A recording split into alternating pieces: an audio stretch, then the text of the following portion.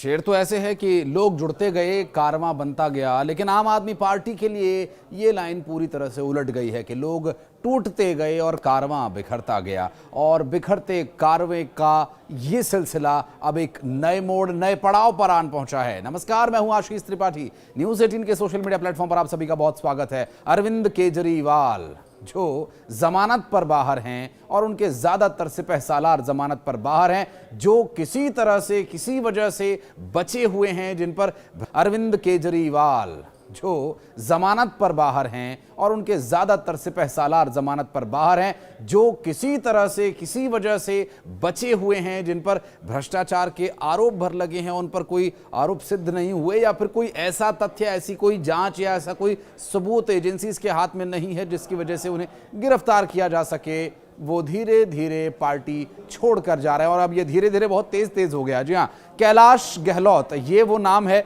जो कि आम आदमी पार्टी का एक विश्वसनीय चेहरा था, अब नहीं है, क्योंकि इन्होंने पार्टी से इस्तीफा देकर अलविदा कह दिया। और अरविंद केजरीवाल के दिल्ली के आने वाले विधानसभा चुनावों में एक बार फिर से सरकार बनाने के सपने को खंड खंड चूर चूर कर दिया है। और अरविंद केजरीवाल के लिए मुसीबतों का एक पहाड़ वो पीछे छोड़ गए हैं और खुद अपने मुंह से उन्होंने जो बखान किया, अब मैं वो आपको बताता हूं।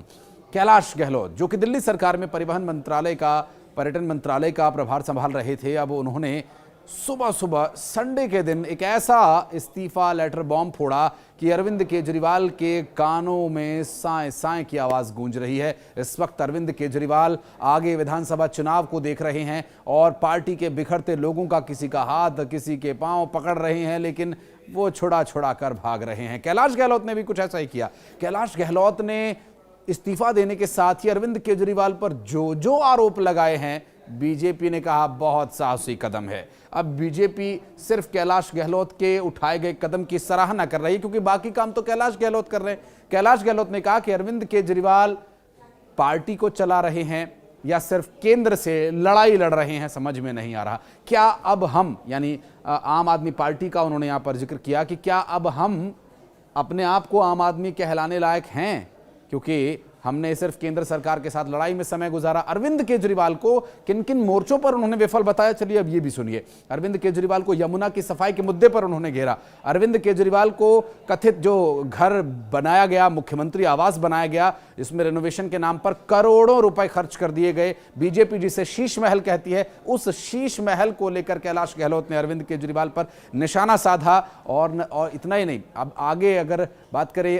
राजनीतिक परिस्थितियों की, तो कैलाश गहलोत ने उस पर भी पूरी तरह से पानी फेर दिया कि अरविंद केजरीवाल फिर से उठ खड़े होने की कोशिश करें। हालांकि प्रेस कॉन्फ्रेंस में आम आदमी पार्टी के प्रवक्ता ने काफी कुछ बातें कही हैं, लेकिन इन सफाइयों, आरोपों, प्रत्यारोपों से क्या यह विवाद सुलझ पाएगा, यह भी देखने का विषय होगा। लेकिन अब अरविंद केजरीवाल क्या करेंगे? अरविंद केजरीवाल के सामने ऐसी वो कौन सी चुनौती है जो वो सबसे पहले जिससे निपटना चाहेंगे? क्योंकि इस वक्त जो परिस्थितियां बन रही हैं उसमें कुछ एक महत्वपूर्ण बातें ये भी हैं, जिसमें कैलाश गहलोत ने उदाहरण देते हुए कहा है कि यमुना को हमने स्वच्छ नदी में बदलने का वादा किया था और वो प्रदूषित है, प्रदूषित ही रही।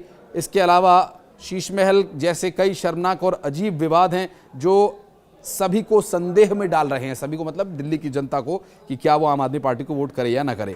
ये और एक दुखद बात रही कि लोगों के अधिकारों के लड़ने के बजाय हम केवल स्वयं अपने राजनीतिक एजेंडे के लिए लड़ते रहे।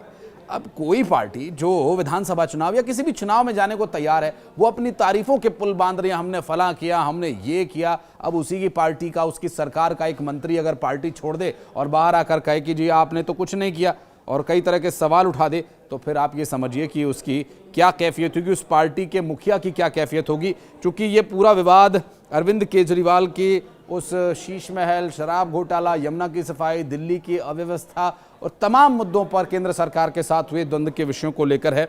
और यमुना की सफाई को लेकर जो विषय रखे गए थे वो भी एक बहुत बड़ा कारण रहा कैलाश गहलोत के पार्टी को छोड़ने का, ऐसा उनके द्वारा कहा गया था। दरअसल कैलाश गहलोत के इस्तीफे को बीजेपी ने साहसी कदम बताया और उनके इस फैसले का स्वागत करते हुए कपिल मिश्रा ने एक्स पोस्ट लिखा है। वो पोस्ट क्या है मैं आपको पढ़कर सुनाता हूं। उन्होंने लिखा, केजरीवाल के मंत्री कैलाश गहलोत ने इस्तीफा दे दिया और इस्तीफे में उन्होंने स्पष्ट किया कि भ्रष्टाचार के कारण आम आदमी पार्टी और सरकार में रहना असंभव हो गया है और केजरीवाल गैंग की लूट और झूठ के खिलाफ कैलाश गहलोत का यह कदम स्वागत योग्य है।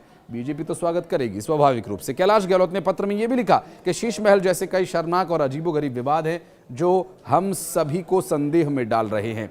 बहरहाल दिल्ली के परिवहन मंत्री कैलाश गहलोत ने आम आदमी पार्टी के और खुद अरविंद केजरीवाल के सपनों पर पानी फेर दिया, क्योंकि अरविंद केजरीवाल को ये लग रहा था कि मुख्यमंत्री रहते हुए वो जेल से सरकार चलाएंगे, नहीं चल पाई, इस्तीफा देना ही पड़ा तत्वगत्वा, और इसे उन्होंने बहुत ही महिमा मंडित तरीके से प्रदर्शित किया कि देखिए मैंने मुख्यमंत्री पद से इस्तीफा दे दिया, जैसा कि उन्होंने बहुत बड़ा कोई कदम उठाया हो, जबकि उन्हें जब कोई रास्ता नहीं सूझा तब उन्होंने जाकर इस्तीफा दिया था। और फिर उन्होंने पार्टी में पूरी छानबीन करने के बाद, जांच परख करने के बाद जब पहचाना कि आतिशी मरलेना ही एकमात्र ऐसी नेता बची हैं जिन पर भरोसा किया जा सकता है या जिन पर नियंत्रण रखा जा सकता है, उन्हीं को मुख्यमंत्री बनाया गया। और अब दिल्ली के चुनाव शुरू होने के बाद आगामी परिस्थितियों को देखते हुए ये कहा जा सकता है कि इस वक्त आम आदमी पार्टी में गिने चुने लोग बचे हैं। विधानसभा का चुनाव है, 70 सीटें हैं दिल्ली की, और इन सीटों पर होने वाले विधानसभा चुनावों में आम आदमी पार्टी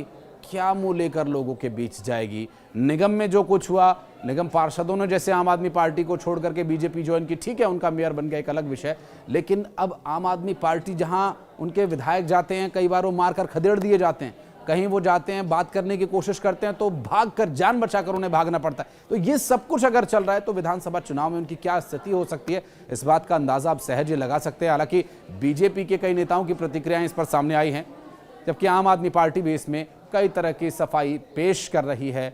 लेकिन अब क्या ये सब काम आएगा आगामी विधानसभा चुनावों में? एक पार्टी जिसने कि तहलका मचा दिया था, नई बनी पार्टी ने आते ही दिल्ली में अपने झंडे गाड़ दिए और विरोधियों के टेंट तक उखाड़ दिए, जमानतें जब्त करवा दी, और अब वो अपने नेताओं को भी रोक पाने में काफ़ी असहज महसूस कर रहे हैं। आम आदमी पार्टी की तरफ से जो सफाई दी गई है वही चिरपरिचित अंदाज की, उन्हें डराया जा रहा है, एजेंसीज का डर है, अलाना का डर है, फलाना का डर है। तो ये सारी बातें कह करके आम आदमी पार्टी इतिश्री कर रही है। लेकिन अब विधानसभा चुनावों के लिए जो एक बहुत बड़ी चुनौती के रूप में उनके सामने खड़ा है, देखना होगा कि वो कितना कारगर साबित होता है। तो कांग्रेस भी बहती गंगा में हाथ धो रही है, क्योंकि कई मौकों पर कांग्रेस पार्टी को लताड़ने वाली और ज्यादातर राज्यों से कांग्रेस पार्टी को सत्ता से बाहर करने का काम यदि किसी ने किया है तो वो आम आदमी पार्टी ने किया। तो आम आदमी पार्टी को घेरने का मौका भला कांग्रेस पार्टी क्यों छोड़े? INDIA गठबंधन, वो तो बहुत पुरानी बात हो गई। चलिए, इस विषय पर अगर आप कुछ कहना चाहते हैं तो कमेंट सेक्शन में आप बताइएगा। इस मुद्दे से जुड़ी और डिटेल्ड वीडियो अगर आप चाहते हैं, कैलाश गहलोत कौन है, उनके बारे में, आम आदमी पार्टी के इतिहास के बारे में, सारी बातें हम करेंगे। और किसी और टॉपिक पर भी यदि आप बातचीत करना चाहें दिल्ली की राजनीति के अलावा भी, तो आप हमें कमेंट सेक्शन में बताइए, उस पर हम वीडियो लेकर आएंगे।